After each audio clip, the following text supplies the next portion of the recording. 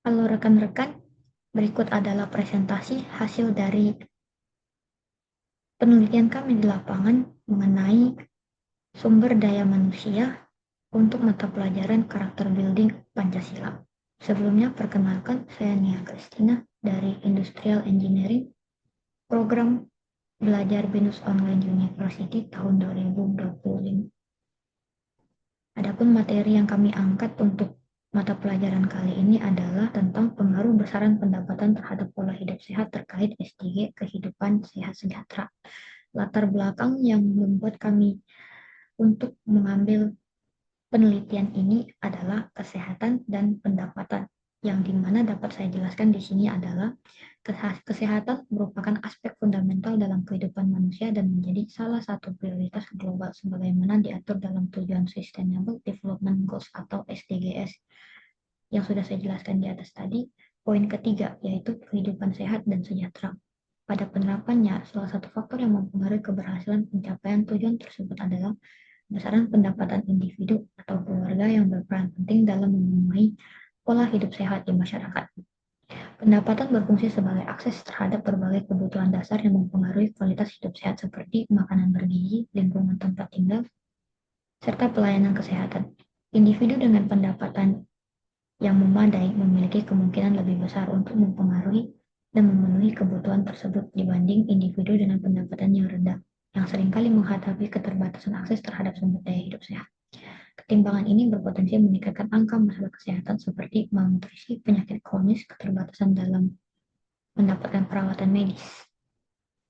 Adapun rumusan masalah yang kami ambil di sini adalah untuk mengetahui bagaimana pengaruh besaran pendapatan terhadap pola hidup sehat masyarakat dalam pendukung pencapaian SDGs poin ketiga yaitu kehidupan sehat dan sejahtera, serta bagaimana peran kebijakan pemerintah dalam meningkatkan pola hidup sehat masyarakat berpenghasilan rendah sesuai dengan target SDGs. Hasil yang dapat kami temukan di lapangan adalah satu, keterbatasan pendapatan terbukti memiliki korelasi negatif terhadap pola hidup sehat, yang dimana masyarakat berpenghasilan rendah cenderung kesulitan mengakses fasilitas kesehatan, makanan bergizi, dan lingkungan hidup yang mendukung kesehatan. Hal ini menjadi tantangan utama dalam pencapaian target SDGs poin ketiga yang akan kita teliti di sini. Dua, kebijakan pemerintah yang bersifat inklusif dan berbasis bukti sangat penting dalam menjembatani kesenjangan akses terhadap hidup sehat. Intervensi seperti subsidi kesehatan, program edukasi gizi, dan pengembangan infrastruktur dasar di wilayah rentan berpengaruh besar terhadap perbaikan kualitas hidup. Ketiga, dari sisi mahasiswi, proyek ini memperlihatkan bahwa pendekatan multidisipliner, yaitu menggabungkan perspektif ekonomi dan sosial, diperlukan untuk menyusun kebijakan yang realistis dan berkelanjutan. Setelah melakukan penelitian ini, kami menyusun beberapa solusi yang dapat ditawarkan antara lain, satu, pemerataan kualitas layanan kesehatan. Pemerintah daerah perlu meningkatkan infrastruktur peralatan medis dan jumlah tenaga medis terutama di fasilitas publik serta seperti puskesmas, klinik, dan lain-lain. Dua, pastikan tidak ada diskriminasi layanan terhadap pasien BPJS.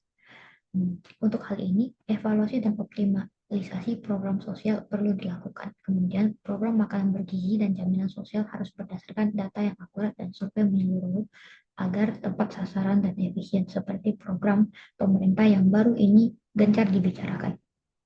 Tiga, edukasi kampanye gaya hidup sehat.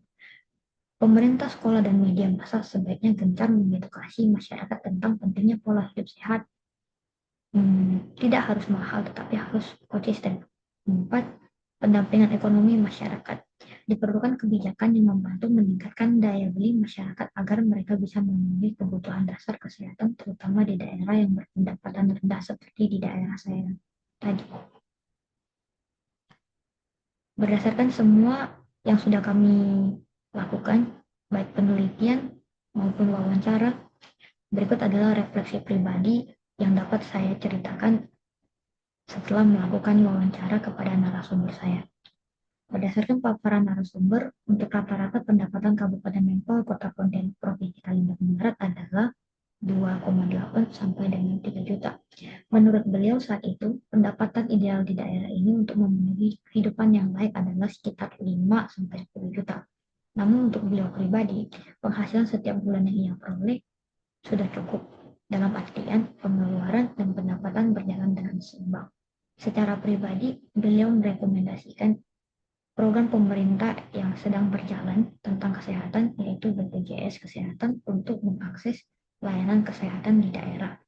Karena di daerah ini, pemerataan pelayanan kesehatan dengan BPJS di daerah ini sangat-sangat baik.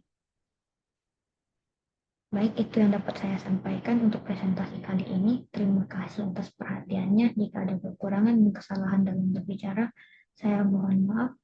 Sampai jumpa di proyek berikutnya.